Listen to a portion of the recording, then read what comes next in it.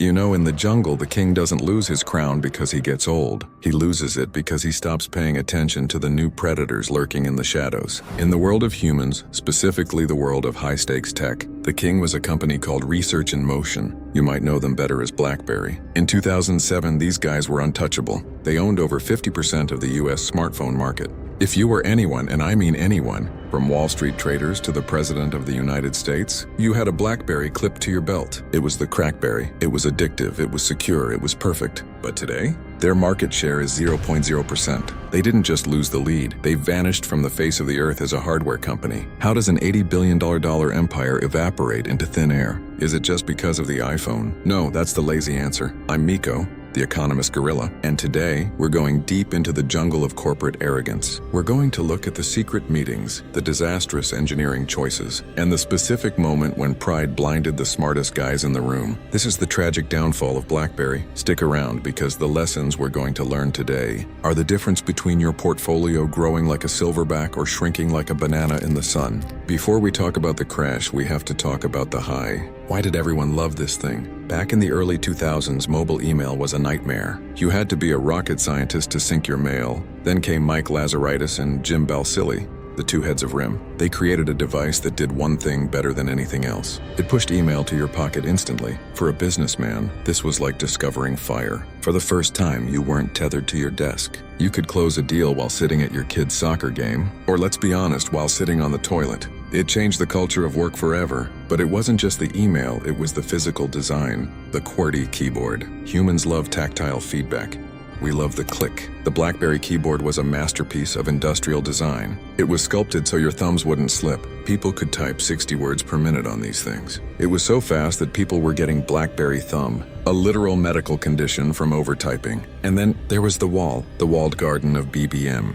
BlackBerry Messenger was the first real mobile social network. It was private. It was exclusive. You didn't ask for someone's phone number. You asked for their PIN. It created a massive network effect. If your friends were on BBM, you had to have a BlackBerry. In the jungle, this is called a moat, a defensive barrier that keeps competitors out. BlackBerry's moat was deep, filled with crocodiles and made of encrypted data. They had the corporate world in a chokehold. Even Obama fought the Secret Service just to keep his BlackBerry. When he entered the White House, they felt invincible. And that, my friends, is exactly when the predator strikes. Now let's travel back to January 9th, 2007, the Macworld Expo in San Francisco. A guy in a black turtleneck named Steve Jobs walks onto the stage. He says he's introducing 3 products: a widescreen iPod with touch controls, a revolutionary mobile phone, and a breakthrough internet communications device. Then he reveals they are all one device, the iPhone. Now you'd think the guys at BlackBerry would have seen this and panicked. But remember what I said about pride? Inside the RIM headquarters in Waterloo, Canada, the co-CEOs watched the keynote.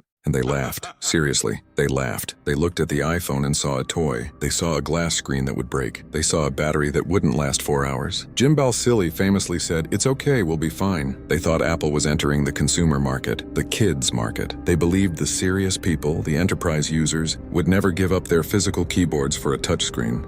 This is a classic economic trap called the innovator's dilemma. BlackBerry was so good at serving their current customers, lawyers and bankers, that they couldn't see the world was changing. They thought people wanted a communication tool. They didn't realize people wanted a pocket computer that also happened to make calls. While Apple was inviting developers to build apps, games, maps, tools, BlackBerry was busy trying to preserve data efficiency. They were worried about how much bandwidth an email used. Apple was thinking about how much fun a user could have. You can't win a war if you don't even realize the weapons have changed.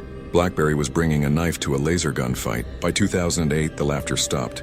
The iPhone was a monster hit. Carriers like Verizon were desperate. They went to BlackBerry and said, "Give us an iPhone killer now!" And this is where the panic started. BlackBerry rushed a device called the BlackBerry Storm. The Storm was a nightmare. They tried to compromise. They thought, people like buttons, so let's make the whole screen a button. It was called SurePress. You had to physically click the glass down. It was slow. It was buggy. The software crashed constantly. Verizon ended up having to replace nearly every single Storm they sold. It cost them $500 million in returns. It was the first time the public realized that BlackBerry didn't know what they were doing in this new world. But the real poison wasn't the hardware, it was the app gap. The App Store was a goldmine. Developers were making millions, building apps for iPhone and Android. When they looked at BlackBerry, they saw a platform that was hard to code for, and a user base that only cared about email, so they ignored it. No Instagram. No Netflix, no Spotify, no Uber. Imagine being a teenager in 2011. Your friends are all on Instagram sharing photos. You have a BlackBerry. You have BBM, sure, but that's it. You're excluded. The network effect that once protected BlackBerry was now working against them. People were leaving because everyone else was leaving.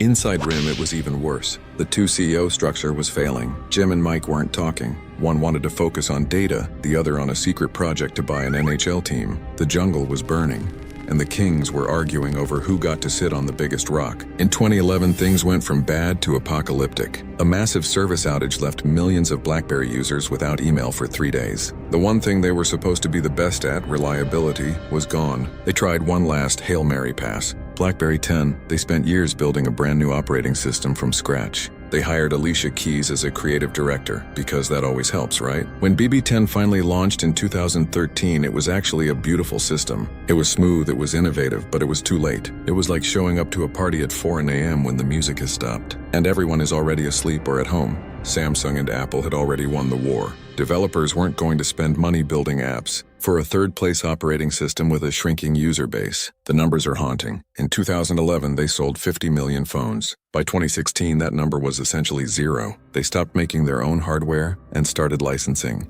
their name to other companies. The king was officially dead. So what did we learn from the tragedy of the CrackBerry? First, success is a lousy teacher. It makes you think you can't fail. BlackBerry was so successful with the keyboard that they couldn't imagine a world without it. They were blinded by their own win. Second, the customer doesn't always know what they want until you show it to them. BlackBerry kept asking businessmen what they wanted, and they said, better email. Steve Jobs showed them what they could have, the entire internet in their pocket, and they never looked back. And third, in tech, if you aren't cannibalizing your own products, someone else will. You have to be willing to kill your best seller to create the next seller. BlackBerry tried to protect their old business, and in doing so, they lost their entire future. Today, BlackBerry still exists. They do cybersecurity and software for cars. They are a solid, small company, but they are a ghost of the empire they once were. Don't let your pride be your downfall. Stay curious, stay hungry, and most importantly, stay adaptable. The jungle is always changing, and the only way to stay king is to keep learning. I'm Mico the Economist Gorilla. If you enjoyed this breakdown, smash that subscribe button and hit the bell.